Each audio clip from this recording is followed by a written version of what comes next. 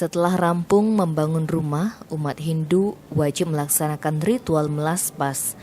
Jika belum, bangunan baru tersebut dinilai belum layak ditempati.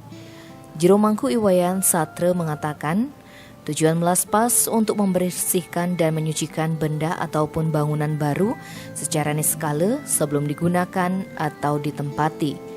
Upacara melaspas juga dilakukan dengan tujuan agar terciptanya ketenangan dan kedamaian bagi anggota keluarga yang tinggal di rumah tersebut serta terhindar dari hal-hal yang tidak diinginkan. Melaspas terdiri dari dua suku kata, yaitu melas dan pas.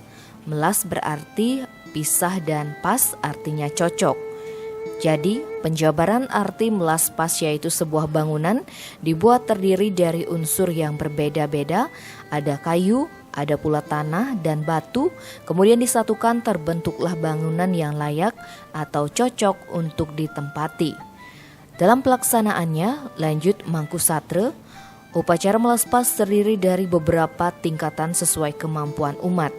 Tingkatan upacara melaspas seperti halnya upacara-upacara lainnya, yaitu kanista, upacara yang dilakukan paling sederhana. Madya, upacara yang dilakukan tergolong sedang, dan utama, upacara yang dilakukan tergolong besar. Sebelum upacara melaspas yang dilakukan terlebih dahulu adalah mecaru. Hal ini memiliki tujuan untuk nedunang butekala atau mengundang sang butekala untuk dihaturkan laban atau sesajen. Dengan harapan agar butekala tersebut kembali ke tempatnya masing-masing atau mengembalikan berbagai roh-roh yang tadinya tinggal atau mendiami bangunan tersebut ke tempat asalnya.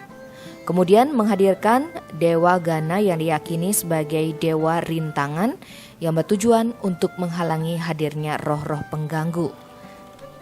Setelah pecaruan selesai, baru dilanjutkan dengan rangkaian dari upacara melaspas, yaitu mengucapkan orti pada mudra bangunan sebagai permohonan kepada ide Sang Hyang Widiwasa.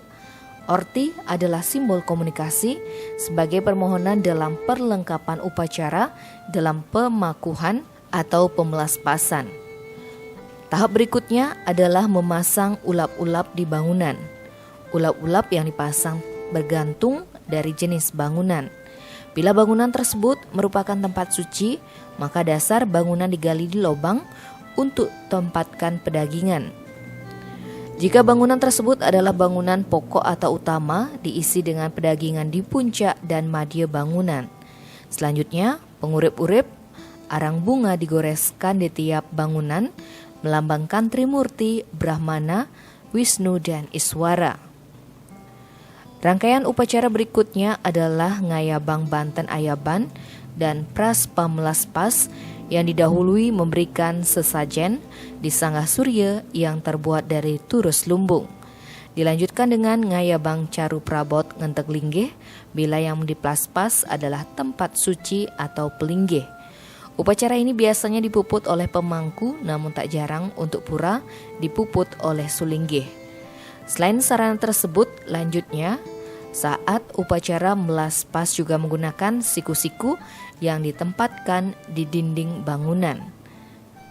Hal ini bertujuan agar bangunan tersebut memiliki sikut atau ukuran yang benar. Alasan digunakan siku-siku karena salah satu alat pertukangan tersebut memiliki keistimewaan. Bentuknya tidak lurus namun dapat meluruskan bangunan.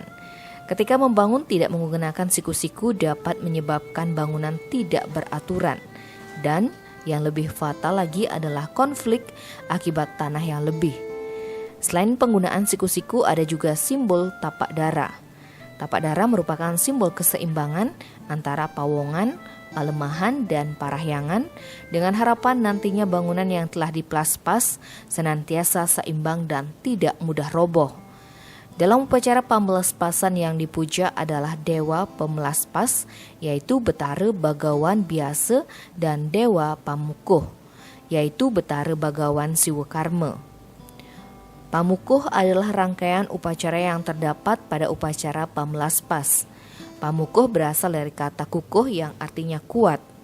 Upacara pamukuh bertujuan untuk menguatkan bangunan secara niskala agar kokoh. Kedua dewa ini yang memberikan anugerah keseimbangan terhadap bangunan yang telah diplaspas.